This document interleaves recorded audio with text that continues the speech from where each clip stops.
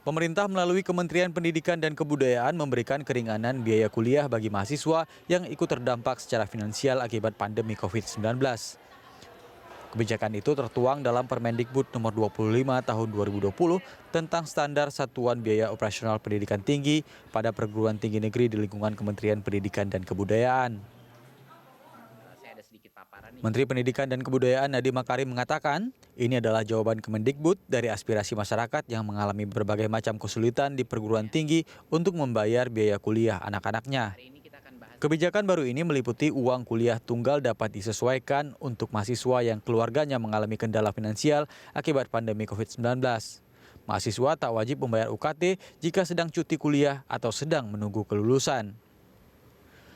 Masing-masing universitas itu boleh dan bisa mensesuaikan UKT secara eksplisit untuk keluarga yang mengalami kendala finansial akibat pandemi COVID-19. Yang tadinya tidak ada rumah regulasi untuk bisa melakukan ini, sekarang kita lanjutkan, kita berikan secara eksplisit. Dan kami memberikan arahan bahwa mahasiswa itu tidak wajib membayar UKT jika sedang cuti kuliah atau tidak mengambil kredit, tidak mengambil SKS sama sekali. Misalnya dia hanya menunggu kelulusan. Jadi dia tidak wajib membayar UKT dalam situasi seperti ini. Dan poin C adalah pemimpin perguruan tinggi dapat memberikan keringanan UKT dan atau memperlakukan UKT baru terhadap mahasiswa. Dan ini adalah berdasarkan kesepakatan Majelis Rektor PTN pada tanggal 22 April 2020 ini. Melalui kebijakan ini diharapkan mahasiswa mendapatkan berbagai manfaat, yaitu keberlanjutan kuliah tidak terganggu selama pandemi, hemat biaya saat tidak menikmati fasilitas dan layanan kampus, serta fleksibilitas untuk mengajukan keringanan UKT dan penghematan di masa akhir kuliah. Setidaknya terdapat 4 bentuk keringanan yang akan diperoleh mahasiswa. Pertama, mahasiswa dapat mengajukan cicilan UKT bebas bunga dengan jangka waktu pembayaran cicilan disesuaikan kemampuan ekonomi mahasiswa. Kedua, mahasiswa dapat menunda pembayaran UKT dengan tanggal pembayaran disesuaikan kemampuan ekonominya. Ketiga, mahasiswa tetap membayar UKT, tetapi dapat mengajukan penurunan biaya dan jumlah UKT baru disesuaikan dengan kemampuan ekonomi mahasiswa. Keempat, semua mahasiswa berhak mengajukan diri untuk beasiswa Kartu Indonesia Pintar atau KIP kuliah dan atau skema beasiswa lain yang disediakan perguruan tinggi dan kriteria penerimaan sesuai ketentuan program beasiswa yang berlaku. Lalu, bagaimana mekanisme pelaksanaan kebijakan ini? Apakah aturan ini benar-benar dapat meringankan biaya pendidikan mahasiswa di tengah pandemi? Pemirsa, kembali di Lunch Talk, pengaturan berbagai intensif bagi mahasiswa yang terdampak secara finansial akibat pandemi COVID-19 diserahkan kepada masing-masing rektorat. Lalu bagaimana mekanisme pelaksanaan kebijakan ini? Sudah bersama saya di Lunch Talk siang ini ada Sekretaris Direktorat Jenderal Pendidikan Tinggi Kementerian Pendidikan dan Kebudayaan, Aristianti Nurwardani, dan juga Ketua Forum Rektor Indonesia, Arif Satria lewat sambungan Zoom. Saya sapa dulu dua narasumber saya ini jauh-jauh ternyata ada Ibu Paris di Cianjur katanya Ibu ya. Selamat siang Bu Paris. Selamat siang Mbak Caki, saya di Cianjur betul. Oke baik, dan juga ada Pak Arif. Pak Arif ini di Bogor benar nih Pak ya? Ya Mbak Cakri, maaf saya saat ini belum menjadi Ketua Forum Rektor Indonesia baik. Baru bulan Juli baru nanti resminya. Karena masih Rektor Undip ya. Baik. Tapi kita akan berbincang kaitannya tentu dengan berkaitan erat dengan perguruan tinggi begitu ya. Saya ke Bu Paris terlebih dahulu Pak Arif.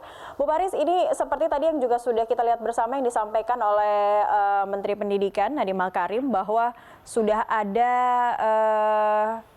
relaksasi begitu ya untuk bagi para mahasiswa, dan juga mungkin ini berpengaruh juga kepada kampus atau perguruan tinggi terkait ada gelontoran dana bantuan untuk perguruan tinggi swasta untuk 410.000 mahasiswa, dan tadi Ibu katakan kalau untuk perguruan tinggi negeri 200.000 mahasiswa. Sejauh ini sudah seperti apa pelaksanaannya Bu? Sudah seperti apa realisasinya? Baik, terima kasih. Saya kira tadi Mas Menteri sudah menyampaikan pada rapat kerja dengan Komisi 10 DPR bahwa seperti yang disampaikan oleh Non Cakri bahwa 410.000 akan ada bantuan uang kuliah kepada 410.000 mahasiswa, terutama PTS ya. Berarti bukan berarti tidak ada negerinya ya, tapi terutama PTS, Ya. yaitu bantuan biaya kuliah dari mulai yang sekarang sedang semester 3 atau semester 5 atau semester 7. Jadi namanya bantuan uang kuliah. Untuk KIP kuliah memang diperuntukkan sebanyak 200.000 kepada PTN dan PTS.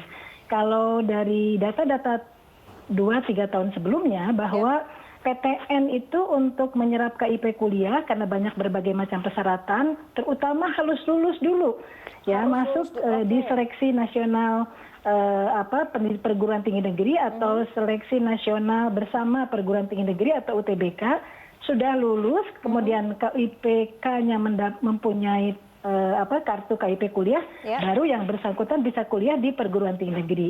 Nah ini dari pengalaman sebelumnya adalah lebih kurang 80.000 sampai 100.000. Kemudian KIP kuliah, ya KIP kuliah yang lain tentu saja oleh Mas Menteri diperuntukkan juga untuk teman-teman dari perguruan tinggi swasta. Dan ini mungkin sejarah ya dalam selama ada Kementerian Pendidikan dan Kebudayaan bahwa KIP kuliah untuk swasta sebanyak 100.000 itu luar biasa, karena sebelumnya juga kita mungkin tidak sampai 100.000 untuk KIP kuliah PTS. Oke, dan itu juga nominalnya juga ya Bu Paris ya, Rp100.000 untuk swasta begitu ya? 100.000 bukan 100.000 rupiah Bu, 100.000 mahasiswa. Oke, 100.000 mahasiswa untuk perguruan tinggi swasta tadi dikatakan. Ya, KIP-nya lebih kurang. Mas Menteri menyampaikan antara 40 sampai dengan 50% untuk KIP kuliah PTS. Oke, tapi ini ada syarat-syarat tidak Bu untuk akhirnya mahasiswa bisa mendapatkan bantuan di masa pandemi ini? Tadi kan kalau Ibu katakan berarti ini yang wajib adalah mereka memiliki KIP begitu ya? Ya, betul. Jadi persyaratannya kalau untuk dapat beasiswa KIP kuliah, berarti kan mahasiswa semester 1 atau mahasiswa baru dari PTN maupun PTS itu adalah yang bersangkutan harus lulus dulu di perguruan tinggi negeri, kemudian mempunyai kartu KIP kuliah. Persyaratannya tentu saja adalah yang masuk di dalam kuintil 1 dan kuintil 2 dari masyarakat yang tidak mampu. Dan ini pembiayaannya adalah biaya kuliah plus biaya hidup. Makanya namanya adalah KIP kuliah. Tetapi kalau yang untuk bantuan pendidikan, karena ada dampak COVID untuk 410.000 mahasiswa, itu namanya adalah bantuan uang kuliah.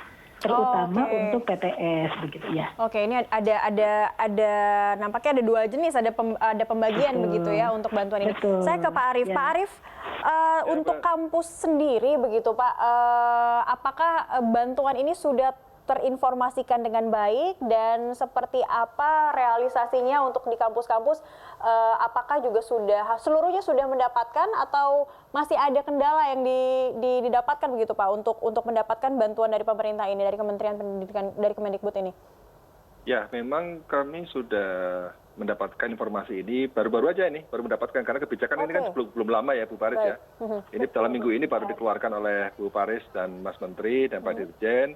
Jadi kami menyambut baik, ini adalah hal yang menurut saya sangat bagus sekali untuk memberikan iklim yang kondusif dalam suasana COVID seperti sekarang ini, bahwa mahasiswa tidak perlu terlalu cemas terkait dengan soal beban kuliah. Di IPB sendiri, pengurangan kuliah UKT hal yang biasa Bu. Rutin sudah kita lakukan, jadi sejak dulu sampai sekarang setiap semester pasti ada 200 mahasiswaan yang mengajukan keringanan, pencicilan, pembebasan kuliah dan sebagainya.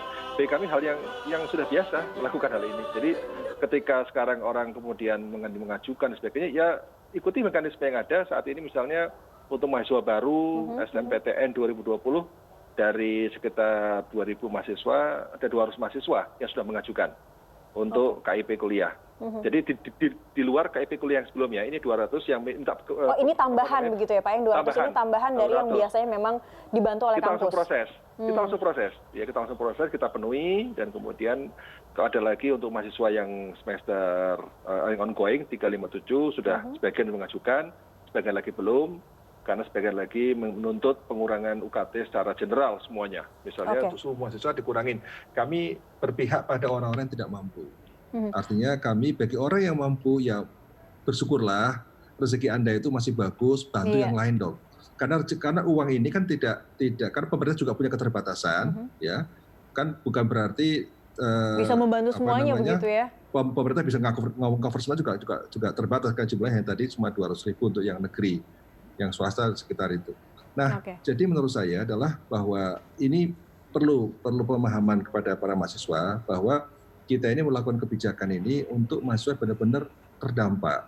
Jadi kan kalau misalnya ada seseorang, anak orang yang kemudian pada saat pandemi justru mendapatkan profit besar, misalnya bisnis alat kesehatan, misalnya gitu loh.